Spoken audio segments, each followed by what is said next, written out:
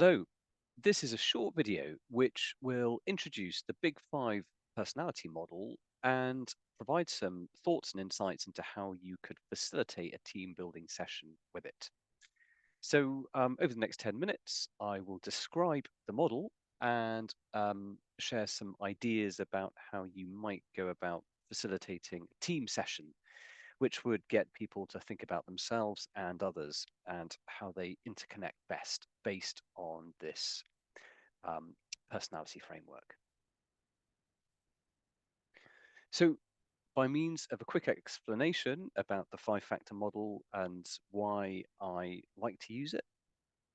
So, it is the preferred model in the world of psychology, particularly occupational psychology, just because it's well supported by thousands of studies. Those are international and cross-cultural, so it seems to stand up pretty well when examined through in different languages and in different cultural contexts. Uh, Also, increasingly now, fMRI imaging is starting to sort of map out personality from a neurological or a neuroscientific perspective, and it all seems to be relating quite well to the five factors that we've identified in this framework. It was developed originally by finding themes in how people describe their personalities, and the original concept has been rigorously tested again in different contexts, different stage of life, that type of thing, and it seems to have stood the test of time well. It's definitely not perfect, and there are emerging ideas around tools like Hexaco, which has a sixth factor, but nonetheless, it stood up pretty well. One aspect of this is that it doesn't really put us into a box. So rather than being one thing or another, say, you're an extrovert or an introvert, it sees or presents personality as being on a set of different spectrums, and we can move around a bit. So if you're a bit tired, a bit emotional, you might find that some of these, where you land on some of these spectrums, could change. So your energy levels, what you've been doing that day, could influence or impact where you land. I think as well that actually the lens through which you answer the question. So if you were to answer them through if you were thinking about home and how you are at home as opposed to how you are at work, that would probably make a small difference as well. Um, I've seen quite a bit of research, particularly around trait neuroticism, which is, I think, the one which has most sensitivity around it. When people are going through a bereavement or a significant life change, then that can definitely move. It can definitely move up depending on our context and environment. So um, there's an element of art as well as science here, and we definitely move around on these factors. So what are they? What are the five factors? Openness, open to new experiences, creativity and imagination. Conscientiousness, it relates to being self-disciplined, goal-orientated, structured. People who score highly on this trait tend to get up very early, work very hard, and like to do the detail. Extroversion relates to being outgoing, sociable, stimulated by social interaction, although actually people who score lower on this can also be stimulated by social interaction. So again, there's the debate around extroversion does continue, but it's essentially relates to that external focus. Agreeableness, which relates to being warm-hearted, quick to trust, empathetic. Agreeable people tend to be lovely colleagues and team workers, but they can let their good nature be exploited sometimes. Neuroticism, which is sensitivity to negative emotion and negative interactions with others, and are prone to worry. So someone who scores highly on this trait, if there's they see that their boss has put in a meeting and the boss hasn't been clear what that meeting's about, someone who's high on this trait will worry about that and think, oh no, what have I done to upset them? And oh goodness me, what's going to happen here? People who score lower on this trait tend to be more emotionally resilient. Can help to perhaps look at again these things as spectrum, so that there are sort of indicators that we can take from having low scores as well as high scores. So high trait openness, there we go, you've got our kind of our full spectrum there, from being curious and interested in having a variety of different experiences on the right, to lower on this, more practical and preferring a routine. People who score lower on openness would tend to go on holiday to the same place each year, that type of thing. Conscientiousness, there we go on the right, that focus on being hardworking, dependable and organized. As we go to the left, lower, perhaps a little bit more impulsive in the moment, less likely to plan and be prepared for things. Extroversion, again, bit of an oversimplification, as I hinted at before. The debate around this continues, but again, that sort of thing about being outgoing and seeking social interactions on the right, a little bit more in the inner world on the left. Agreeableness, there again, in terms of being that kind of warm-hearted and quick to trust on the right, and perhaps a little bit more blunt, but perhaps a little bit more quick to criticize or comfortable to critique or criticize others, as we score lower on this trait. And there we go. So neuroticism. So that kind of proneness, sort of sensitivity to negative emotions on the right, and on the left, a bit more perhaps calm, even-tempered, less likely to worry about things. Wouldn't that be nice? So we all sort of land somewhere on these spectrums, and as I said, it can move around depending on a variety of different external life factors. There we go. So we're not one or the other on any of these. It's just that we'll be somewhere on these spectrums. There's also no good and bad. It's not that it's better to be anything here. It's just about knowing yourself and also knowing where others are. So that takes us to the facilitation bit. So the thing to do is to give people time to do it. I have a variety of different versions that I use.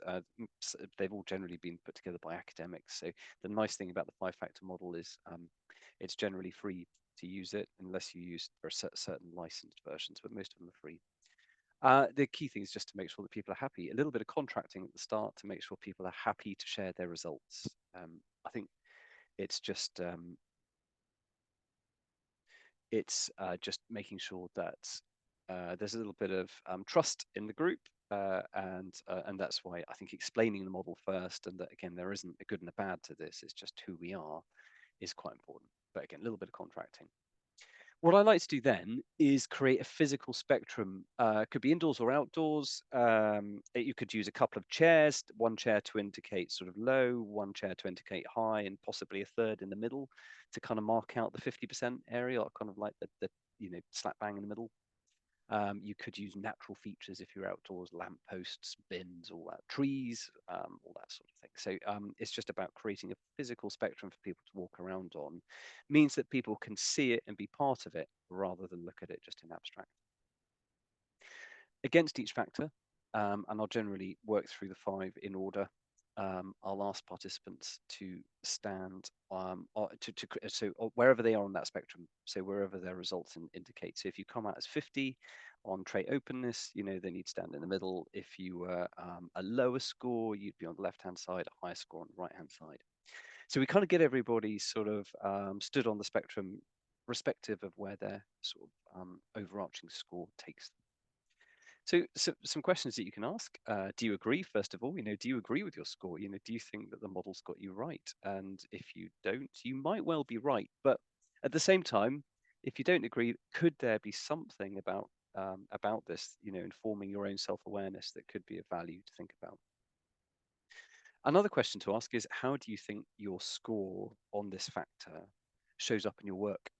So if you are leading a team, how do you think perhaps your preference for, say high trait conscientiousness, if you come out highly on that, how do you think that might influence your leadership approach? Does it mean that you hold others to very high standards? Are you quite exacting in your expectations of yourself and others? Based on where you come out, how do you think other people get the best from you? I think that that's a good question. So again, if you are managed, and again, wherever you are on any of these spectrums, how do others get the best from you? What are the interactions and ways of working that suit you best? People perhaps who are perhaps lower on extroversion, so perhaps tilting a bit more to being kind of in the inner world, may well prefer to be left alone to think deeply about things. People who are higher will really appreciate sort of regular social interactions and that type of thing. So again, I think it's an interesting question to explore it. And then the last one there, so looking at where your colleagues are. So in the team environment, if we're doing this as a team, where are other people on the spectrum? And what might you need to think about to engage well with colleagues who are perhaps in a different place? So if you score highly on one of these areas and others at low, what might be the considerations that you might need to give in order to engage well with others? I had an interesting discussion about this. So about so some people who are quite low on trait openness. In fact, they were lawyers. They were a couple of lawyers, and they were quite low on openness, high on conscientiousness. And they were saying that they sometimes found a bit frustrating when people used fluffy language, like we need to unpack that, or if they used metaphors and how they speak. And talking about this, it was and then sort of the consideration that so people who have that kind of personality difference and may be more visual or more creative in how they use language, to be a bit more tolerant for that, and to see that actually perhaps people who use language or think in more creative and imaginative ways, so people who are higher on trait openness, might add real value to how you work strategically and how you problem solve and perhaps think about the future, that type of thing. So really interesting discussions to be had about where we might need to compromise a bit and um, allow for difference when we're interacting as part of a team. A quick one just to think about is trait neuroticism, because potentially if people in the team do score a bit higher on this, that can lead to a bit of concern. That this trait can be associated with some negative aspects of personality, like that proneness to worry. People who score very highly can struggle a bit with anxiety and that type of thing. So there is a bit of sensitivity when you're facilitating this discussion around this trait. One thing that I do is I highlight that people who are higher on this trait tend to be more tuned in to risks, threats, things that could go wrong. They tend to be the people who might see why we shouldn't do things, or perhaps shouldn't follow certain courses of action if they're risky. If we were all very emotionally resilient, and there are plenty of organizations that perhaps hire people to be low on neuroticism, that's a mistake. We could rush into situations, we could take on board too much risk without giving it due thought. So if you think, I suppose, you look at financial institutions around about 2008 and that type of thing, where they didn't really have due diligence or kind of an appropriate attitude to risk, led to collapsing the economy. So you could probably look at many gung-ho organizations where people have been very quick to take risks without really thinking about implications.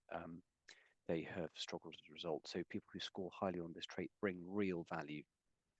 Um, but at the same time, from a leader's perspective, people who score highly on this trait may also need a little bit more support when it comes to organizational change, uncertainty, if there's going to be, I don't know, changeover of personalities, new structures, that type of thing. People who score highly on trait neuroticism are more likely to worry about that and may need more reassurance and a little bit more time in that coaching space to support them through it. So I think much as it adds real value to an organization, I think it's also something for leaders in particular to be aware of in themselves and in their team members. So there we go. Just, I suppose, a whistle-stop tour of the model and how you might facilitate a team session with it. I think it has real value. I think the framework is a little bit more complex than others. It's not just giving us a color energy or something like that. It does um, interrogate personality in a little bit more depth. And again, with that last one there, trait neuroticism, I think it can go into some slightly more sensitive aspects of personality, but nonetheless, I think it adds real value. So there we go. Thank you very much for watching this short video. If anybody who's watching this would benefit from a call or a chat about how to run a team building session with the model, please do drop me a line. I'll be very happy to discuss it with you. Thank you very much.